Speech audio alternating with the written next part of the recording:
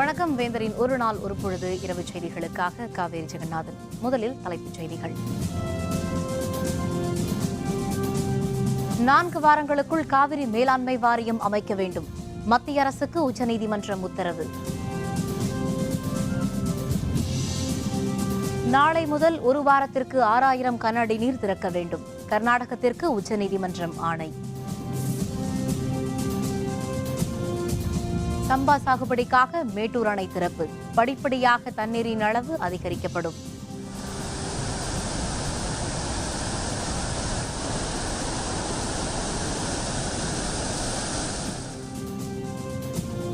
மூன்றாவது பட்டியலை வெளியிட்டார் வெங்கையா நாயுடு. ஸ்மார்ட் சிட்டி வரிசையில் மதுரை, சேலம், தஞ்சை, வேலூருக்கு இடம்.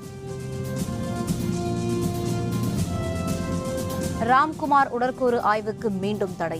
தனியார் மருத்துவரை நியமிப்பதில் நீதிபதிகளுக்கிடையே கருத்து வேறுபாடு. காவிரி மேலாண்மை வாரியத்தை 4 வாரங்களுக்குள் அமைக்க வேண்டுமென மத்திய அரசுக்கு உச்சநீதிமன்றம் உத்தரவிட்டுள்ளது. கர்நாடக அரசு தமிழகத்திற்கு 50 டிஎம்சி நீரை வழங்க உத்தரவிடக் கோரி தமிழக அரசு உச்சநீதிமன்றத்தில் இடைக்கால மனு தாக்கல் செய்தது.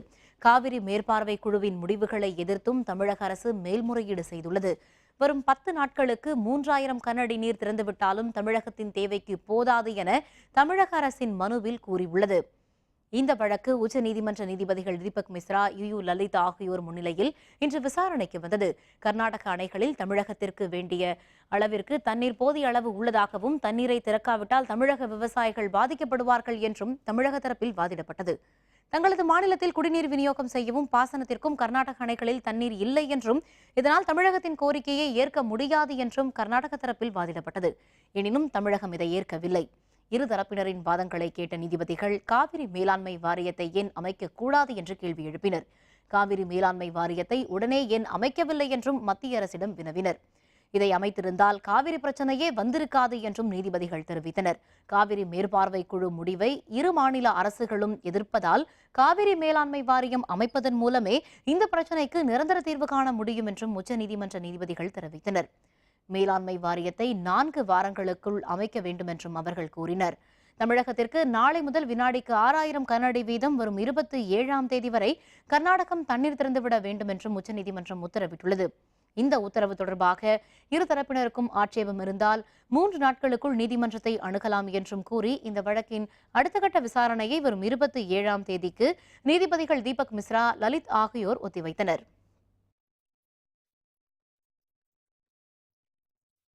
4 வாரங்களுக்குள் காவிரி மேலாண்மை வாரியம் அமைக்க வேண்டும் என்ற உச்சநீதிமன்றத்தின் உத்தரவிற்கு தமிழக தலைவர்கள் வரவேற்பு தெரிவித்துள்ளனர். வரவேற்கத்தக்க தீர்ப்புதான். ஆனால் காலம் கடந்து வந்திருக்காங்க. அது முதலிலே வந்திருந்தால் பல பிரச்சனைகள் தீர்த்திருக்கும்.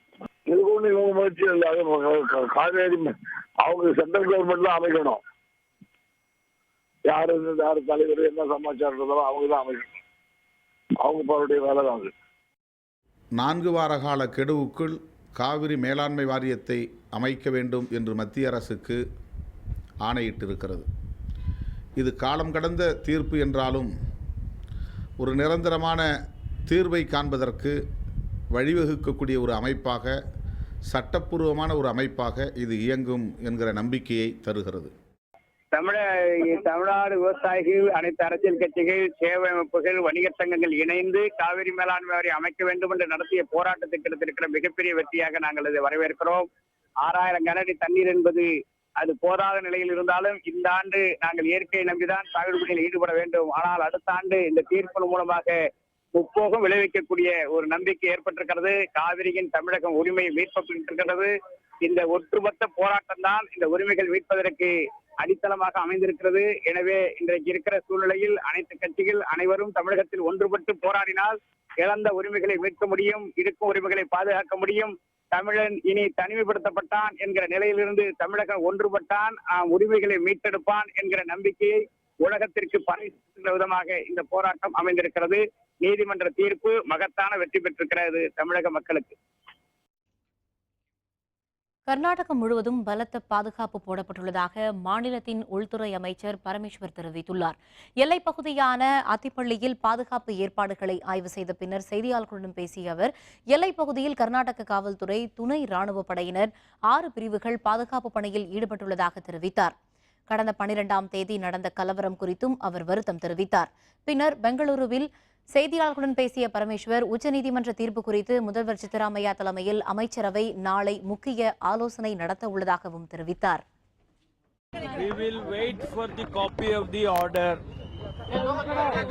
and Chief Minister has called the senior leaders, senior ministers, and will examine the different possibilities. We are disappointed with the judgment, and again and again there is an injustice done by the deciding authorities. Kaveri delta பாசனத்திற்காக மேட்டூர் அணையில் இருந்து இன்று காலையில் தண்ணீர் திறக்கப்பட்டதை அடுத்து விவசாயிகளும் பொதுமக்களும் மகிழ்ச்சி தெரிவித்துள்ளனர். குறுவை சாகுபடிக்காக மேட்டூர் அணையில் இருந்து ஆண்டுதோறும் ஜூன் மாதம் 12ஆம் தேதி தண்ணீர் திறக்கப்படுவது வழக்கம். ஜூன் 12 முதல் ஜனவரி 28ஆம் தேதி வரை 230 நாட்களுக்கு மேட்டூரில் இருந்து பாசனத்திற்கு நீர் திறந்துவிடப்படுவது பொதுவான நடைமுறை. ஆனால் கடந்த 4 ஆண்டுகளாக பருவமழை பொய்த்து போனதாலும், நடுவர் மன்ற தீர்ப்புப்படி கர்நாடக அரசு காவிரியில் நீர் திறக்க மறுத்ததாலும் உரிய தேதியில் தண்ணீர் திறக்கப்படாமல் ஆகஸ்ட் மாதத்தில் இருந்து மேட்டூரில் தண்ணீர் திறக்கப்பட்டு வருகிறது. இந்நிலையில் தற்பொழுது டெல்டா மாவட்ட சம்பா சாகுபடிக்காக இன்று முதல் மேட்டூரில் இருந்து நீர் திறக்க முதல்வர் ஜெயலலிதா உத்தரவிட்டிருந்தார். அதன்படி இன்று காலையில் அணையில் இருந்து தண்ணீர் திறக்கப்பட்டது. தமிழக பொதுப்பணித்துறை அமைச்சர் எடப்பாடி கே பழனிசாமி மற்றும் அமைச்சர்கள் தங்கமணி, சரோஜா, கருப்பணன், விஜயபாஸ்கர், மாவட்ட ஆட்சியர் உள்ளிட்டோர் அணையில் இருந்து தண்ணீரை திறந்து வைத்தனர். மேட்டூர் அணையில் இருந்து திறந்துவிடப்பட்டு புது வெள்ளம் போல பொங்கி பாய்ந்த நீர் மீது அமைச்சர்களும் விவசாயிகளும் மலர்களை தூவி மகிழ்ச்சியை வெளிப்படுத்தினர். மேட்டூர் அணையில் இருந்து முதலில் வினாடிக்கு 2000 கன அடி நீர் திறக்கப்பட்டது. பின்னர் படிப்படியாக திறக்கப்படும் தண்ணீரின் அளவு அதிகரிக்கப்பட்டு தற்பொழுது வினாடிக்கு 12,000 கன அடி விடப்படுகிறது. இதன் மூலம் 16 லட்சம் ஏக்கர் நிலங்கள் பாசன வசதி பெறும் என்று நீர்வளத்துறை அலுவலர்கள் தெரிவித்தனர்.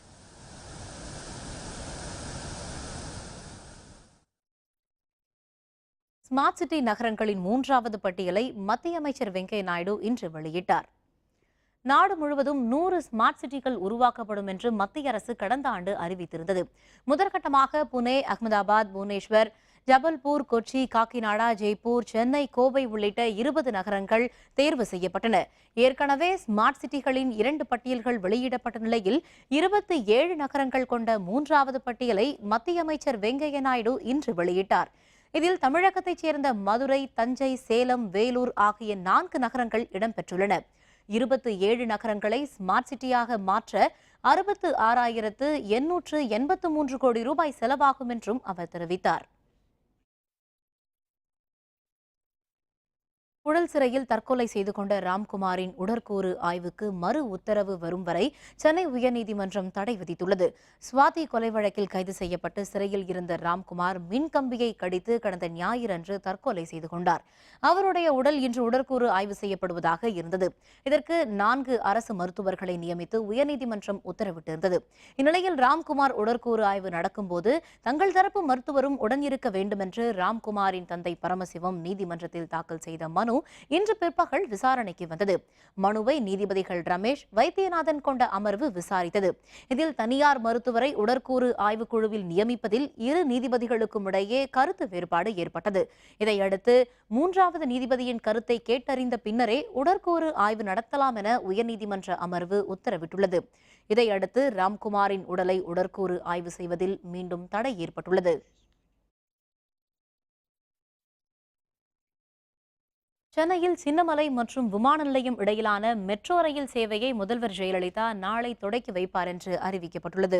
சின்னமலை, கிண்டி, ஆலந்தூர், நங்கநல்லூர், மீனம்பாக்கம் விமான நிலையம் வழி செல்லும் இந்த சேவை தொடக்க விழாவிற்கான ஏற்பாடுகள் மும்முரமாக நடைபெற்று வருகின்றன. இது பற்றிய விரிவான விவரங்களை தருகிறார் நமது செய்தியாளர் சையத். சென்னையில் 2 வழித்தடங்களில் 45 கிலோமீட்டர் தூரத்திற்கு மெட்ரோ ரயில்களை இயக்குவதற்காக 14,600 கோடி ரூபாய் செலவில் திட்டப்பணிகள் நடைபெற்று வருகிறது. இதில் முதற்கட்டமாக கோயம்பேட்டிலிருந்து ஆலந்தூர் வரையிலும் சேவை தொடங்கப்பட்டது. அதனைத் தொடர்ந்து 2வது கட்டமாக சென்னை விமான நிலையத்திலிருந்து சின்னமலை வரையிலும் மெட்ரோ ரயில்களை இயக்குவதற்காக கடந்த ஒரு மாத காலமாக சோதனை ஓட்டம் நடைபெற்றது. அதனைத் தொடர்ந்து ரயில்வே பாதுகாப்பு ஆணையர் எஸ் நாயக் ஒப்புதல் வழங்கியுள்ள நிலையில் நாளை இந்த வழித்தடங்களில் மெட்ரோ ரயில் சேவை தொடங்க இருக்கிறது. தமிழக முதல்வர் ஜெயலலிதா காணொலி காட்சி மூலமாக இந்த மெட்ரோ ரயில் சேவையை தொடங்க இருக்கிறார். சென்னை விமான நிலையத்தில் நடைபெறும் இந்த விழாவில் மத்திய நகர்ப்புற வளர்ச்சித்துறை அமைச்சர் வெங்கையா நாயுடு கலந்து கொள்கிறார். இதற்கான ஏற்பாடுகள் தற்போது நடைபெற்றுக் கொண்டிருக்கின்றது. மெட்ரோ ரயில் கட்டணத்தை பொறுத்தவரை ஏற்கனவே கோயம்பேட்டிலிருந்து ஆலந்தூர் வரை 40 ரூபாய் வசூலிக்கப்பட்ட நிலையில் தற்போது கோயம்பேட்டிலிருந்து விமான நிலையம் வரையிலும் 50 ரூபாய் வசூலிக்க முடிவு செய்யப்பட்டிருக்கிறது. அதேபோல சென்னை விமான நிலையத்திலிருந்து சின்னமலை வரையிலும் ரயில் கட்டணமாக 40 ரூபாய் நியமிக்கப்பட்டிருப்பதாகவும் மெட்ரோ ரயில் நிர்வாக அதிகாரிகள் குறிப்பிட்டுள்ளனர். வேந்தர் செய்திகளுக்காக சென்னையிலிருந்து ஒளிப்பதிவாளர் இம்ரானுடன் சையது. தமிழகத்தின் வட மாவட்டங்களில் அடுத்த 2 நாட்களுக்கு மழை நீடிக்கும் என்று சென்னை வானிலை ஆய்வு மையம் தெரிவித்துள்ளது. சென்னை வானிலை மையத்தில் செய்தியாளர்களுடன் பேசிய வானிலை மைய இயக்குநர் எஸ் பாலச்சந்திரன், வங்கக்கடலில் ஏற்பட்டுள்ள மேலடுக்கு சுழற்சி காரணமாக தமிழகத்தின் வட மாவட்டங்களில் அடுத்த 2 நாட்களுக்கு மழை நீடிக்கும் என்று தெரிவித்தார். தென் தமிழகத்தை பொறுத்தவரை ஓரிரு இடங்களில் மிதமான மழை பெய்யும் என்று மேலும் தெரிவித்த அவர், சென்னை நகரில் இரவு அல்லது அதிகாலை நேரத்தில் மிதமான மழை பெய்ய வாய்ப்புள்ளதாகவும் தெரிவித்தார்.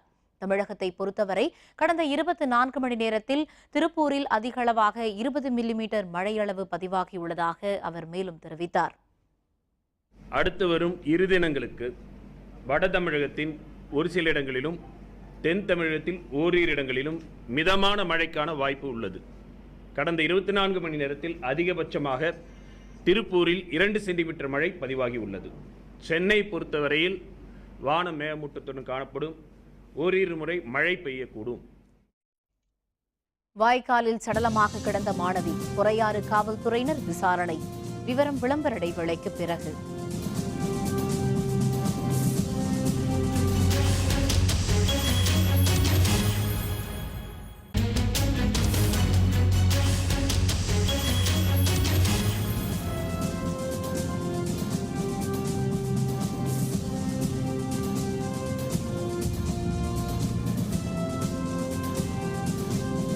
செய்திகள் தொடர்கின்றன. தமிழகத்தில் நடைபெறவுள்ள உள்ளாட்சி தேர்தல் குறித்து தேமுதிக தலைமையகத்தில் கட்சி நிர்வாகிகளுடன் கட்சியின் தலைவர் விஜயகாந்த் ஆலோசனை நடத்தினார். விரைவில் தமிழகத்தில் நடைபெறவுள்ள உள்ளாட்சி தேர்தல் குறித்து விவாதிக்க தேமுதிக தலைமையகத்தில் கட்சி நிர்வாகிகளுடன் ஆலோசனை கூட்டம் நடைபெற்றது. தேமுதிக தலைவர் விஜயகாந்த் தலைமையில் நடைபெற்ற இந்த கூட்டத்தில் கட்சியின் மாவட்ட செயலர்கள், மாநில அணி நிர்வாகிகள், தலைமை கழக நிர்வாகிகள், முன்னாள் சட்டமன்ற உறுப்பினர்கள், தேர்தல் பொறுப்பாளர்கள் உள்ளிட்டோர் கலந்து கொண்டனர். கூட்டத்தை தொடக்கி வைத்து உரையாற்றிய தேமுதிக தலைவர் விஜயகாந்த், உடல்நிலை சரியில்லாததால் இந்த கூட்டத்தில் 30 நிமிடங்கள் மட்டுமே இருந்தார். இதனிடையே தேமுதிக சார்பில் உள்ளாட்சி தேர்தலில் போட்டியிடுவதற்கான விருப்ப மனு நாளை முதல் வரும் 30ஆம் தேதி வரை வழங்கப்படும் என்று அறிவிக்கப்பட்டுள்ளது. தமிழக முன்னாள் அமைச்சர் ராமசாமி படையாச்சியின் பிறந்த நாளை அரசு விழாவாக ஏற்று நடத்த வேண்டுமென சமூக நீதி சத்திரியர் பேரவைத் தலைவர் பொன்குமார் தெரிவித்துள்ளார். சென்னை காமராஜர் அரங்கத்தில் சமூக நீதி சத்திரியர் பேரவையின் முப்பெரும் விழா நடைபெற்றது. இந்த விழாவில் ஓய்வு பெற்ற நீதிபதி KM நடராசன், தொல்லியல் ஆய்வாளர் நடன காசிநாதன் உள்பட பலருக்கு சாதனையாளர் விருது வழங்கப்பட்டது. இந்த விழாவிற்கு தலைமை வகித்து விருதுகளை வழங்கிய சமூக நீதி சத்திரியர் பேரவைத் தலைவர் பொன்குமார் பின்னர் செய்தியாளர்களுடன் பேசினார். வன்னியர்களின் சொத்துக்களை மீட்பதற்கு வன்னியர் பொதுச் சொத்து நல வாரியம் அமைக்கப்பட வேண்டுமெனவும், ஆண்டிற்கு 1000 இளைஞர்களை தொழில் முனைவோராக உருவாக்க திட்டமிட்டிருப்பதாகவும் பொன்குமார் கூறினார். ராமசாமி படையாச்சியாருடைய சிலை சென்னையில் நிறுவப்பட்டிருக்கிறது. பல்வேறு சமுதாய தலைவருடைய சிலைக்கு அரசு விழா எடுக்குது. அதே போல படையாச்சியாருடைய சிலைக்கும் அரசு விழா எடுக்கணும் என்பது எங்களுடைய கோரிக்கை, தீர்மானமாக நிறைவேற்றியிருக்கிறோம். வன்னியர்களுக்காக எழுதி வைக்கப்பட்ட சொத்து ஏறத்தாழ 1 லட்சம் கோடிக்கு மேலே இருக்குது. அது இன்றைக்கு பலருடைய ஆக்கிரமில் இருக்குது. அந்த சொத்துக்களை ஒருங்கிணைத்து வன்னியர்களுக்கு பயன்படுத்துவதற்காக 2009ஆம் ஆண்டு வன்னியர் பொது சொத்து நல வாரியம் அமைக்கப்பட்டது. அந்த வாரியத்திற்கு முழு சட்ட பாதுகாப்பு வழங்கப்பட வேண்டும். பேரறிவாளனை உடனே பரோலில் விடுவிக்க வேண்டும் என்று அவருடைய தாய் அற்புதம்மாள் வேண்டுகோள் விடுத்துள்ளார். ராஜீவ்காந்தி கொலை வழக்கில் வேலூர் மத்திய சிறையில் உள்ள பேரறிவாளனை சந்தித்த பின் செய்தியாளர்களுடன் பேசிய அவர், தமிழக முதல்வர் எங்கள் மகனை எங்களிடம் சேர்ப்பார் என்று நம்பிக்கை உள்ளது என்றும், சக கைதியால் தாக்கப்பட்டு காயமடைந்துள்ளதால் பேரறிவாளனை உடனே பரோலில் விடுவிக்க வேண்டும் என்றும் வேண்டுகோள் விடுத்தார். எல்லாரும் விடுதலைன்ட்டுன்னு முதல்வரமாக அறிவிச்சாச்சு 2 முறை. இப்போ விடுதலைன்னு தான் கணக்கு. அது மத்திய அரசு இன்னும் அந்த அமர்வு அமர்த்தாமையே இருக்காங்க. அந்த 3 அமர்வு அது அமர்த்தினாக்கா அது முடிவு தெரியும். அது எப்போ தெரியுதோ தெரியட்டும். ஆனால் எனக்கு இப்போ உடனடியாக பரோல் வேணும். சத்தியமங்கலம் அருகே தமிழக கர்நாடக எல்லையான புளிஞ்சூர் சோதனை சாவடி அருகே போராட்டத்தில் ஈடுபட்ட வாட்டல் நாகராஜ் உள்ளிட்டோர் கைது செய்யப்பட்டனர். காவிரி நதிநீர் பங்கீட்டு பிரச்சினை காரணமாக கர்நாடகத்தில் தொடர்ந்து போராட்டங்கள் நடைபெற்று வருகின்றன.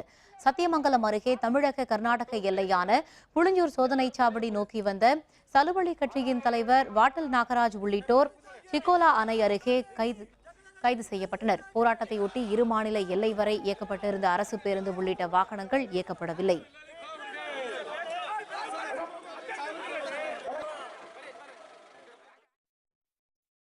சென்னையில் அதிகாலையில் ஆட்டோக்கள் மீது குடிபோதையில் ஓட்டப்பட்ட கார் மோதியதில் உயிரிழந்த ஆட்டோ ஓட்டுநர் ஆறுமுகத்தின் உடல் அவருடைய சொந்த ஊரான அகூரில் அடக்கம் செய்யப்பட்டது. மனைவியும் ஒரு மகளும் இறந்த 3 மாதங்களுக்குள் ஆறுமுகமும் இறந்துவிட்டதால் 7 வயதான அவருடைய மற்றொரு மகள் மைசா ஆதரவற்ற நிலையில் நிற்கிறாள். உச்சநீதிமன்ற வழக்கறிஞர் விஜயானந்த் என்பவரின் மகன் விகாஷ். இவர் கார்பந்தய வீரர். இவருடைய நண்பர் சரண். இவர்கள் இருவரும் நட்சத்திர ஹோட்டல் ஒன்றில் நடந்த விருந்தில் கலந்து கொண்டு விட்டு அதிகாலையில் விலை உயர்ந்த பந்தய காரில் வந்திருக்கின்றனர். நிதானமற்ற அளவிற்கு குடிபோதையில் அவர்கள் அதிவேகமாக காரை ஓட்டி வந்த நிலையில் சென்னையில் ராதாகிருஷ்ணன் சாலையில் சாலை ஓரத்தில் நிறுத்தப்பட்டிருந்த ஆட்டோ ரிக்ஷாக்களின் மீது மோதியது. அதில் அங்கே நின்று கொண்டிருந்த 13 ஆட்டோக்கள் உருக்குலைந்தன. இரவு நேரம் என்பதால் ஆட்டோக்களில் தூங்கிக் கொண்டிருந்த ஓட்டுநர்கள் தூக்கி வீசப்பட்டனர். இந்த சம்பவத்தில் காயமடைந்த 9 ஓட்டுநர்கள் சிகிச்சைக்காக ராயப்பேட்டை அரசு மருத்துவமனையில் அனுமதிக்கப்பட்டனர்.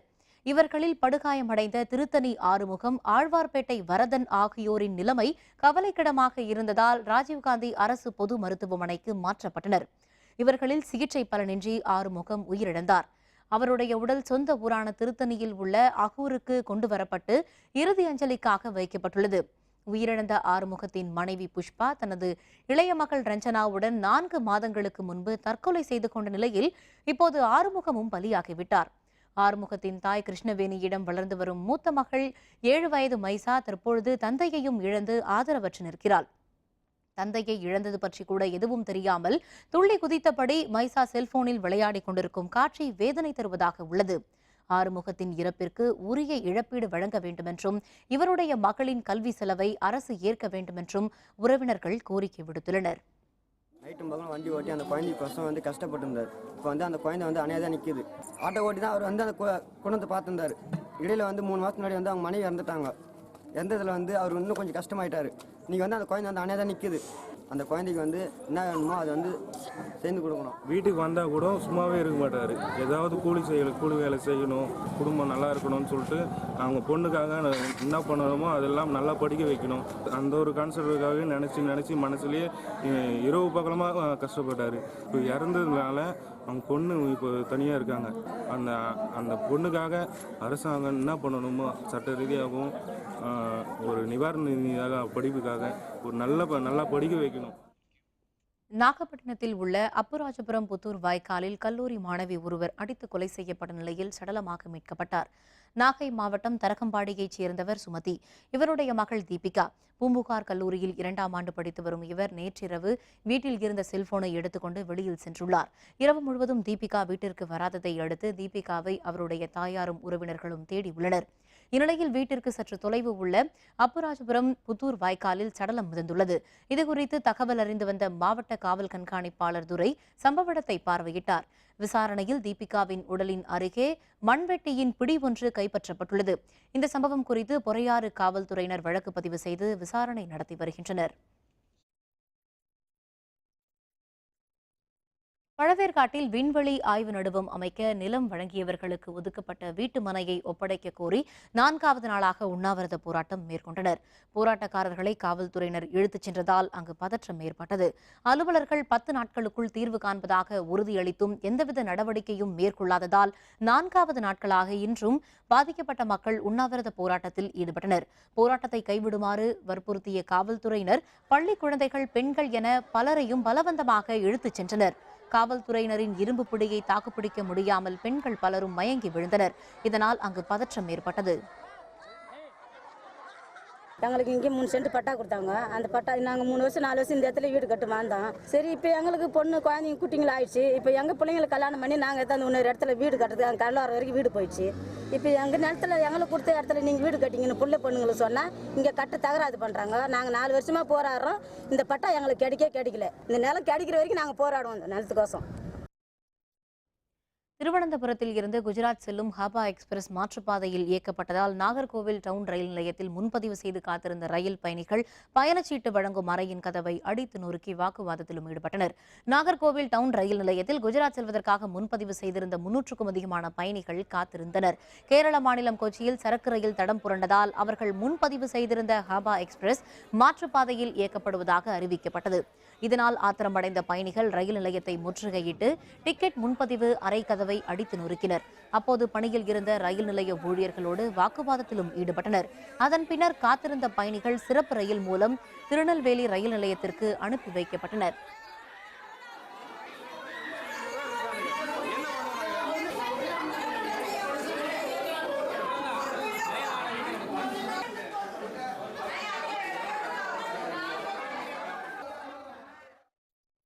இந்திய அணி தொடர்ந்து ஆதிக்கம் செலுத்தும். துணை கேப்டன் ரஹானே நம்பிக்கை. விவரம் விளம்பர இடைவேளைக்கு பிறகு.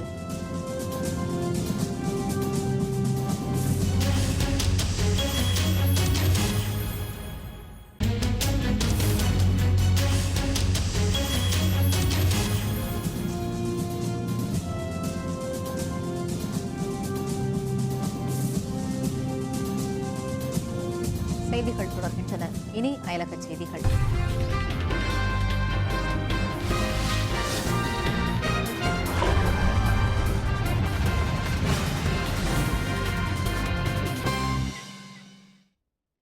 சிரியாவில் உதவிப் பொருட்கள் ஏற்றிச் சென்ற ஐநா அவையின் வாகனங்கள் மீது தாக்குதல் நடத்தப்பட்டதால் தற்காலிக போர் நிறுத்த ஒப்பந்தம் கேள்விக்குறியாகியுள்ளது. சிரியாவில் கடந்த 5 ஆண்டுகளாக உள்நாட்டு போர் நடைபெற்று வருகிறது. இந்நிலையில் கிளர்ச்சியாளர்கள் குழுவிற்கு எதிரான சண்டையை தற்காலிகமாக நிறுத்திக் கொள்ள சிரியா அரசும் போரில் உதவிய அமெரிக்கா மற்றும் ரஷ்யாவும் ஒப்புக்கொண்டன. 1 வார கால போர் நிறுத்தத்தை முடித்து விடுவதாக சிரியா படை அறிவித்த சில மணி நேரங்களிலேயே அலப்போ நகருக்கு அருகில் உதவிப் பொருட்களை எடுத்து சென்ற ஐநா அவையின் வாகனங்கள் மீது வான்வழி தாக்குதல் நடத்தப்பட்டது. இந்த தாக்குதலில் அதில் 12 பேர் கொல்லப்பட்டதாக சிரியா செயற்பாட்டாளர்கள் கூறியிருக்கின்றனர். இது ரஷ்யாவோடு ஏற்படுத்திய போர் நிறுத்த ஒப்பந்தத்தை மீறியிருக்கும் அதிர்ச்சி தரும் தாக்குதல் என்று தெரிவித்திருக்கும் அமெரிக்கா இதன் விளைவாக எதிர்கால ஒத்துழைப்பை மறு ஆய்வு செய்யும் என்று கூறியிருக்கிறது.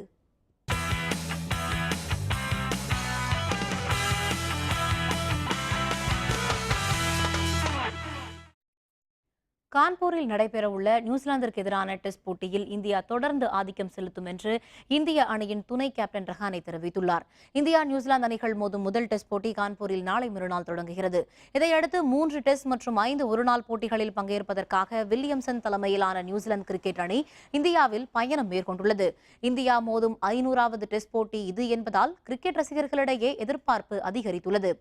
இந்த போட்டிகளை தொடர்ந்து இங்கிலாந்து, ஆஸ்திரேலியா மற்றும் வங்கதேச அணிகளுடன் இந்திய அணி அடுத்தடுத்து விளையாட உள்ளது. இதுபற்றி செய்தியாளர்களுடன் பேசிய ரஹானே, தொடர்ந்து இந்தியாவில் நடைபெறும் பிற நாட்டு அணிகளுடனான டெஸ்ட் போட்டிகளில் இந்தியா அணியின் ஆதிக்கம் தொடரும் என்று இந்திய அணியின் துணை கேப்டன் அஜிங்கியா ரஹானே தெரிவித்துள்ளார். மீண்டும் தலைப்புச் செய்திகள். 4 வாரங்களுக்குள் காவிரி மேலாண்மை வாரியம் அமைக்க வேண்டும். மத்திய அரசுக்கு உச்சநீதிமன்றம் உத்தரவு.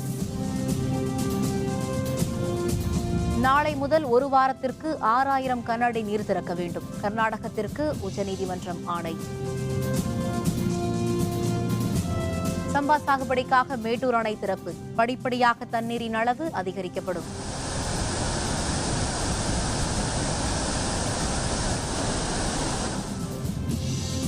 மூன்றாவது பட்டியலை வெளியிட்டார் வெங்கையா நாயுடு. ஸ்மார்ட் சிட்டி வரிசையில் மதுரை, சேலம், தஞ்சை, வேலூருக்கு இடம். ராம்குமார் உடற்கூறு ஆய்விற்கு மீண்டும் தடை. தனியார் மருத்துவரை நியமிப்பதில் நீதிபதிகளுக்கிடையே கருத்து வேறுபாடு. இத்துடன் வேந்தரின் ஒரு நாள் ஒரு பொழுது இரவு செய்திகள் நிறைவடைந்தன. மீண்டும் இரவு 10 மணிக்கு கண்ணுறங்கும் வேளை இரவு செய்திகளில் சந்திப்போம்.